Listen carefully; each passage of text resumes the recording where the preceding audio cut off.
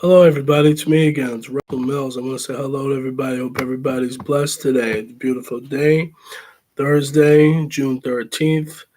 Start off, just going to talk about some topics that happen on the news, some stuff that's local. I live in the state of Massachusetts. First and foremost, you got to say congratulations to the St. Louis Blues. They beat the Bruins, the Boston Bruins. I live in Massachusetts. I'm not a hockey fan, but to shout out to the Bruins for even making it to the Stanley Cup Finals. First and foremost, they won last night. St. Louis Blues. I'm talking about 4-1. Since the St. Louis Blues won the first Stanley Cup in their 52-year history Wednesday night, beating the Boston Bruins 4-1 on the road in Game 7 of back and forth series to complete the Cinderella comeback from the last place halfway through the season. So basically, gotta just say congratulations to the Bruins, even though they didn't win. But gotta say congratulations to the St. Louis Blues for winning. Out there. And another thing, I was reading the newspaper today, and it says the title says "Clean That Dirty Water." It says it's actually out here in the city of Lowell, Massachusetts, where I live right now. And it says River Cleanup Day, volunteers fish trash for Merrimack. This is Lowell, Mass. It says styrofoam cups, bottles, lighters, traffic cones, and 45 stringers. Volunteers pulled all their items out of the Merrimack on Sunday during the River Cleanup Day. Says for the third year, the University of Massachusetts Lowell Kayak Center and the Office of Sustainability teamed up with the Merrimack River Watershed Council and the Merrimack Valley Sierra Club to host the River Cleanup Day. It says 15 volunteers gathered at the Kayak Center on Pawtucket Boulevard for the first session, equipped with gloves, rakes, grabbers, trash bags, and paddles. They hit the water around 9 a.m. The volunteers paddled through the river of the kayaks and canoes provided by the center, disposing of floating lighters along the way. By noon, the group amassed a colossal pile of garbage in the center of the driveway. It says you never know what you're going to be out there. Kayak Center intern Wilson Obenhas, he has seen volunteers pull out tires, vinyl signs from old factories in the area. And it says last year he fished out an old pickle barrel. He said with a laugh. I think the river cleanup day crew has been very successful in a large part because you have people who are actually on the water to get that trash that's hard to get from the shore, said John McCone, interim co-director of the Merrimack Valley Watershed Council. Since the first group of paddlers worked for roughly 3 hours in the sunny 80-degree weather, the soggy, foul-smelling brown trash piled they collected, including red Coleman cooler, a mattress, shoes, and hunks of metal, which one volunteer said were found near the railroad tracks. It says Andover resident Dan Wall and his wife Patricia said they discovered an outstanding amount of plastic water bottles. Plastic in water is a big issue now, Dan Wall said. There are a lot of plastic and microplastics that get into the river that have the detrimental impacts to marine life, says McCone said. They have flushed their way out into the ocean eventually, he added. If no changes are made, plastic in oceans could outweigh fish by 2015, according to a study by the nonprofit World Economic Forum. So to me, it's about spreading awareness, Patricia Wall said. Litter in the Merrimack not only looks bad, presents a risk of swimmers and river wildlife. This is Andre Gonzalez, Lowell Health Department, collection program coordinator found 43 syringes during the morning session alone. He captured two more in the afternoon session, which ran from 1 to 4 p.m. A stray to rangers, he said, could harm an unexpected swimmer, even get swallowed by a fish or scooped up by a bird.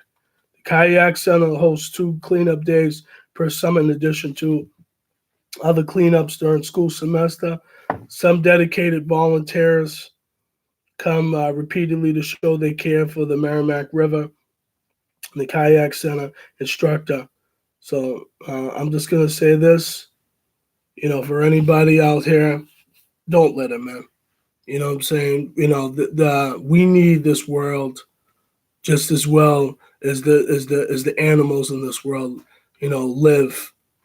You know what I'm saying? So we have to take the time to not be lazy and throw stuff in the ocean, because at the end of the day, we need the water just as well as the animals and the sea need the water. So like I say to people all the time, don't be lazy.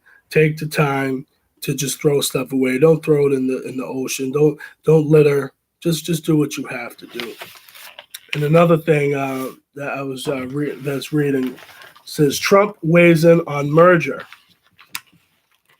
It says president is feeling a little bit concerned. It says the morning's manufacturers Raytheon and United Technology announced a blockbuster merger that would create a giant in the aerospace and defense sector. Says President Donald Trump said he's a little bit concerned about the deal's anti-competitive potential.